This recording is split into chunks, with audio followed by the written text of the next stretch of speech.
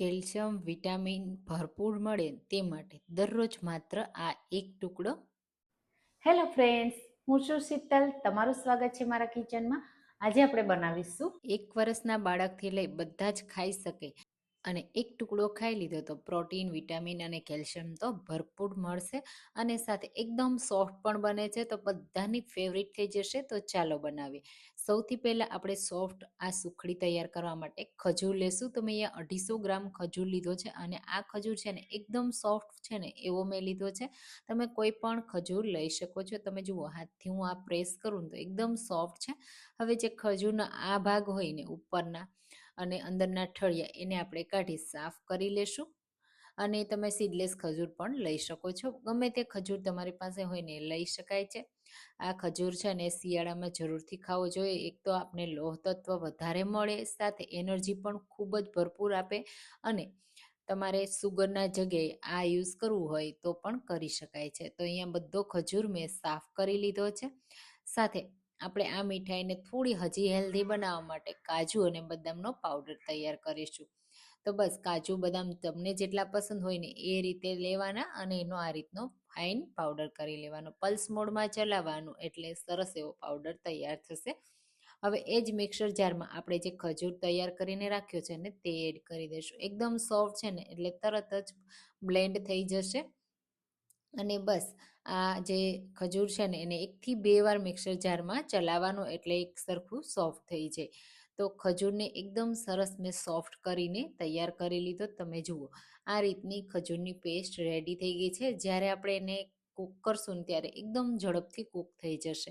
હવે આ મીઠાઈ એટલે કે આ બરફી બનાવવા માટે આપણે લેશું 3 ટેબલ સ્પૂન ઘી. પહેલાં હું 2 ટેબલ સ્પૂન એડ કરું છું, પછી જરૂર લાગશે ને એટલું આપણે એડ કરીશું. અને 1 કપ રાગીનો લોટ.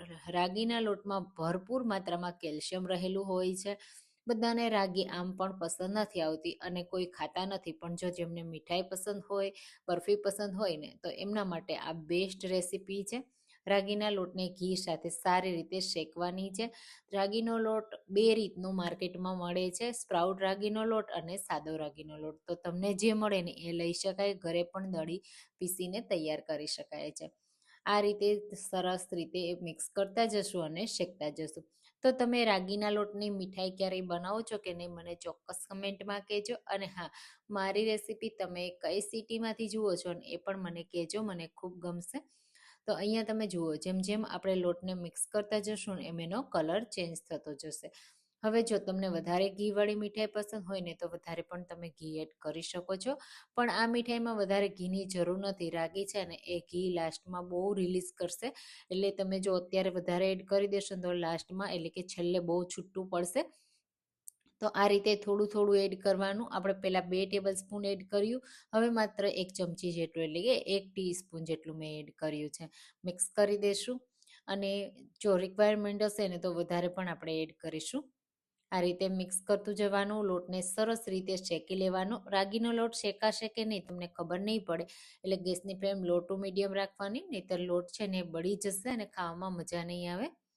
તો અહીંયા રાગીના લોટને શેકાતા 5 મિનિટનો સમય થઈ ગયો છે અને તમે જુઓ સરસ એવું ઘી છૂટું પડી ગયું છે અને સાથે સરસ આ રીતે ભેગું થઈ ગયું. લોટનો કલર હલકો ચેન્જ થઈ ગયો છે. તો બસ હવે લોટ સરસ એવો શેકાઈ ગયો છે. તો વધારે આપણે એને નહીં શેકવાનો, નહીંતર એ બળી જશે, કારણ કે એનો કલર જ પહેલેથી ડાર્ક હોય છે. એટલા માટે ખાસ ધ્યાન રાખવાનું. અને બસ આ રીતે ઘી છૂટું પડી જાય ને ત્યાં સુધી શેકવાનો છે. હવે આપણે આ લોટને વધારે જો પેનમાં રાખશું ને તો એ વધારે કૂક થશે એટલે કે નીચેથી બળી જશે. તો વધારે પેનમાં નહીં રાખવાનું.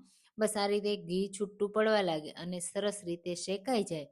શેકાવાની સુગંધ આવશે એટલે તમને ખબર પણ પડી જશે અને આ રીતનું દાણેદાર પણ થઈ જશે.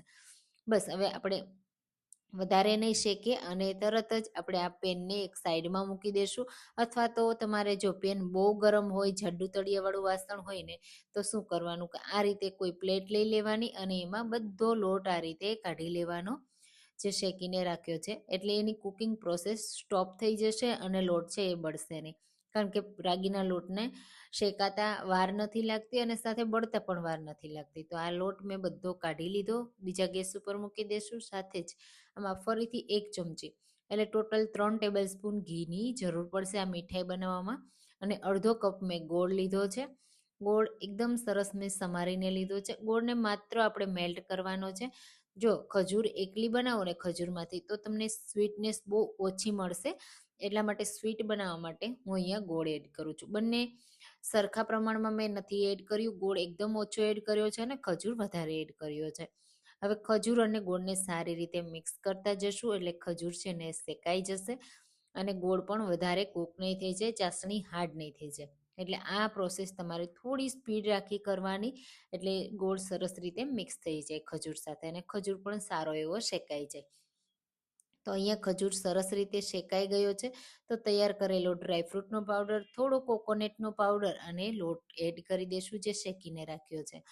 અત્યારે જો તમે ગેસની ફ્લેમ બંધ કરી દો ને તો પણ ચાલે અને એકદમ લો રાખવાની, નહીંતર તમે મિક્સ કરો ને ત્યારે જેમ જેમ મિક્સ કરતા જશું એમ ખજૂર ગોળ સરસ રીતે લોટ સાથે મિક્સ થઈ જશે અને અત્યારે તમને એવું લાગશે કે પેનમાં ચોટ્યું છે, પણ જેમ જેમ તમે મિક્સ કરતા જશો ને એમ પેનથી સરસ રીતે અલગ થઈ જશે. બધું મિશ્રણ અલગ થઈ જશે, સાથે ઘી છૂટું પડી જશે અને જ્યારે આપણે સેટ કરીએ ને ત્યારે તો ઘી એટલું ઉપર આવે કે આપણે એમ થાય કે આપણે ઘી વધારે એડ કરી દીધું.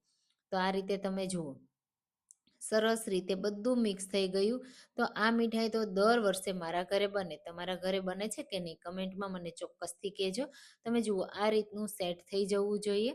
બસ હવે આપણે આ મીઠાઈનું મિક્સર રેડી થઈ ગયું. આમાં તમે ડ્રાયફ્રૂટ એડ કરી અને લાડુ પણ તૈયાર કરી શકો છો અને તમે એમાંથી બરફીની શેપમાં મીઠાઈ પણ તૈયાર કરી શકો છો. મેં આ રીતની ટ્રે લીધી છે, એમાં હલકું ઘી લગાવી દીધું છે. પછી આ રીતનું બધું મિક્સર એકસાથે એડ કરી દેશું અને પછીથી તમારે એને સેટ થવા માત્ર 10 મિનિટનો સમય લાગશે. તો આ રીતે બધું મિક્સર એડ કરી દીધા પછી ઉપરથી આપણે એકદમ સ્મૂથ કરી લેશું. જેમ જેમ સ્મૂથ કરતા જશું ને એમ ઉપર ઘી આવવા લાગશે. તમે જોશો એમ તમને દેખાશે ઘી. અને ઠંડીની સિઝન છે તો ઘીને સેટ થતાં પણ વાર નહીં લાગે. તમે જુઓ કેટલું ઘી ઉપર દેખાયું. બસ આ રીતે એકદમ સ્મૂથ કરી લેવાનું અને પછી મનગમતા ડ્રાયફ્રૂટથી ગાર્નિશ કરવાની. હું અહીંયા બદામની સ્લાઇસ અને પિસ્તાની સ્લાઇસથી ગાર્નિશ કરું છું. બહુ સરસ એવું જોતાં જ ખાવાનું મન થઈ જાય એવી આ મીઠાઈ તૈયાર થાય છે અને ખાતા એક ટુકડાને બદલે તમે 2 ટુકડા ચોક્કસથી ખાઈ લેશો, એટલી સરસ લાગે છે.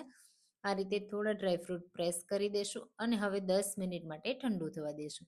10 જ મિનિટમાં તમે જુઓ ઉપરથી એકદમ ડ્રાય થઈ ગયું અને સેટ પણ થઈ ગયું. આ મીઠાઈ છે ને ખાવામાં સોફ્ટ લાગે છે. સેટ થતાં તમને એવું લાગશે કડક છે અને ખાવામાં એકદમ સોફ્ટ બને છે, કારણ કે ખજૂરની મીઠાઈ હોય ને એ સોફ્ટ જ તૈયાર થાય છે. બસ આ રીતે આપણે એમાં કટ લગાવી દેશું અને પછી મહિનાઓ સુધી પણ રાખશો ને તો આ મીઠાઈ ખરાબ નહીં થાય અને ખાવામાં એટલી હેલ્ધી છે કે 1 વર્ષના બાળકથી લઈ મોટા ગમે તેને ખવડાવી શકો. જેમને ખાસ કરીને લેડીઝને કમરના દુખાવા હોય, ઘૂંટણના દુખાવા હોય ને એને દરરોજ આ એક ટુકડો ખાઈ લેવો જોઈએ, જેનાથી ભરપૂર માત્રામાં કેલ્શિયમ મળી જાય, આયરન મળી જાય અને હેલ્ધી પણ બની જાય. તો બસ આ રીતે આપણે એને ગાર્નિશ કરી અને સર્વ કરીશું. તો તમે પણ આ રેસીપી જલ્દીથી જલ્દી ટ્રાય કરજો.